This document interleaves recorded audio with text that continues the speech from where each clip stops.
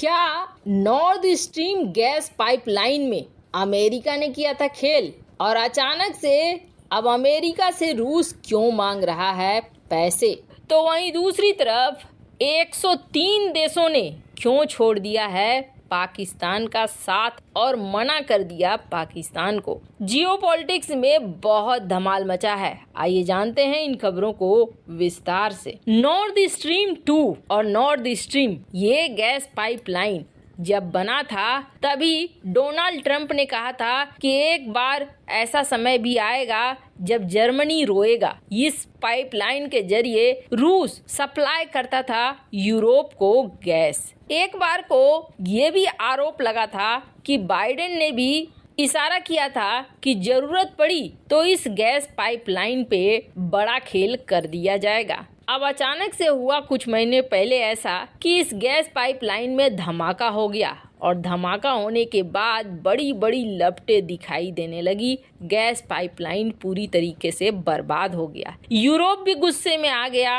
और रूस भी गुस्से में आ गया। अमेरिका ने ये आरोप लगा दिया कि ये किसी दूसरी ताकत ने किया है, और रूस ने ये आरोप लगा दिया कि ये अमेरिका ने किया है। फिर बात हुई, यूरोप ने कहा कि हम इसकी जांच करेंगे कि आखिरकार किसने इस पाइपलाइन में विस्फोट किया है, किसके विस्फोट करने से फायदा हो सकता है। दरअसल आरोप दोनों पर ही लग रहे थे। एक तरफ रूस पर लग रहे थे कि रूस यूरोप को गैस देना नहीं चाहता है, तो वहीं अमेरिका पर ये आरोप लग रहे थे कि ये लाइफलाइन थी यूरोप की, जिसकी वजह से यूरोप एक्शन नहीं लेना चाह रहा था रूस के ऊपर, इसलिए इस लाइफलाइन को ही हटा दिया कि लो ये मामला खत्म हो गया, अब रूस के ऊपर एक्शन ले लो। कहते हैं युद्ध में सब कुछ जायज होता है, शायद ये भी हो सकती थी। तो इसके लिए एक जांच टीम बैठी, जो जांच टीम अभी तक रिपोर्ट लेकर सामने आधिकारिक तौर पर नहीं आई है। पर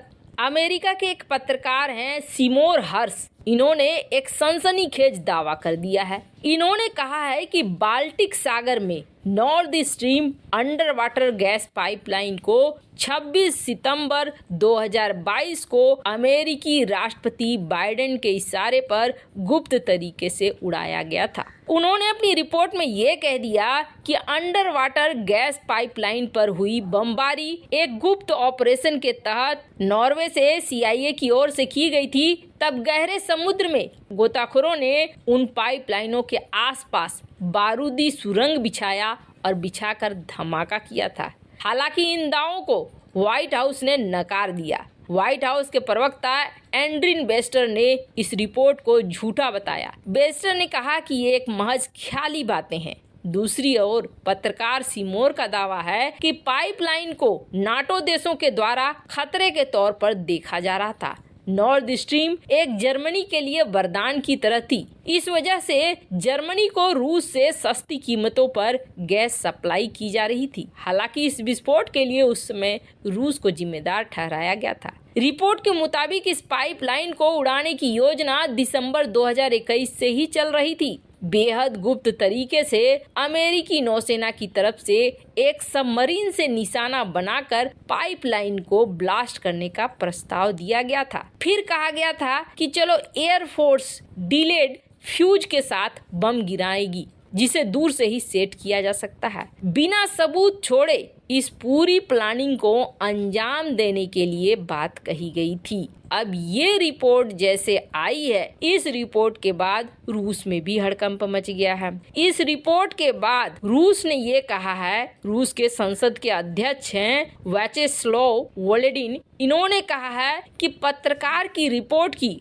अंतर्राष्ट्रीय जांच होनी चाहिए। इन्होंने कहा कि आखिर इस रिपोर्ट में कौन कौन से तथ्य मिले हैं, और जिस देश ने भी ऐसा किया है वो प्रभावित देश को मुआवजा दे कि आखिर ऐसा क्यों किया गया है। खैर, अब कब होगी अंतर्राष्ट्रीय जांच और कब निकलकर सामने आएगा कि आखिर किसने उड़ाया है नॉर्थ स्ट्रीम गैस पाइपलाइन को, पर इस पत्रकार ने इस वक्त बवाल जरूर मचा दिया है। खैर, जहाँ एक तरफ ये सब कुछ हो रहा है तो वहीं दूसरी तरफ कहते हैं ना, जब बुरा वक्त आता है तो सभी साथ छोड़ देते हैं। और ऐसा ही कुछ हुआ है पाकिस्तान के साथ भी। वैसे आपको बता दें आर्थिक हालात कैसे हैं पड़ोसी देश के ये तो पता चल ही चुका है, पर इन सब के बीच में पाकिस्तान ने अपना डिफेंस बजट बढ़ाया है। हालांकि पैसे कहां से लाएगा उसका तो भगवान ही मालिक है, पर पाकिस्तान अभी भी इस उम्मीद पर है कि पैसे कहीं न कहीं से आ जाएंगे। पर इन सब के बीच में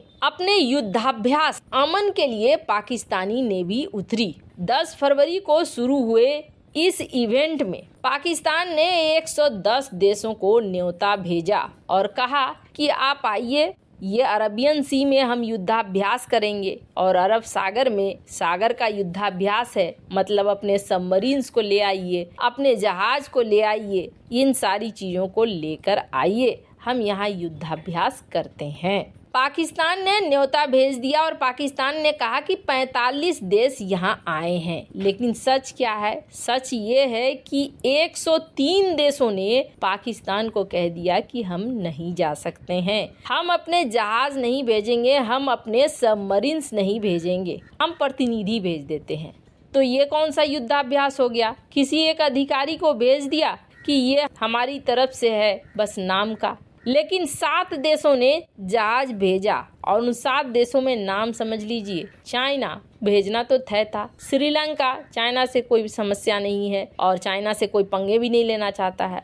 इंडोनेशिया, मलेशिया, इटली, जापान और अमेरिका। अमेरिका ने भेजा क्योंकि अमेरिका को अभी पाकिस्तान से बहुत कुछ काम है जो बुझते हुए दिए से निकालना है। पर अब यहाँ पर सबसे बड़ा प्रश्न ये उठता है, तुर्की ने क्या किया? क्या तुर्की ने अपनी सेना नौसेना भेजी? क्योंकि तुर्की की नौसेना तो फ्री ही होगी। तो आपको बता दें इस अमन एक्सरसाइज में बहुत बड़ा झटका लगा है, क्योंकि तुर्की ने अपनी सेना नहीं भेजी है, नौसेना नहीं भेजी है।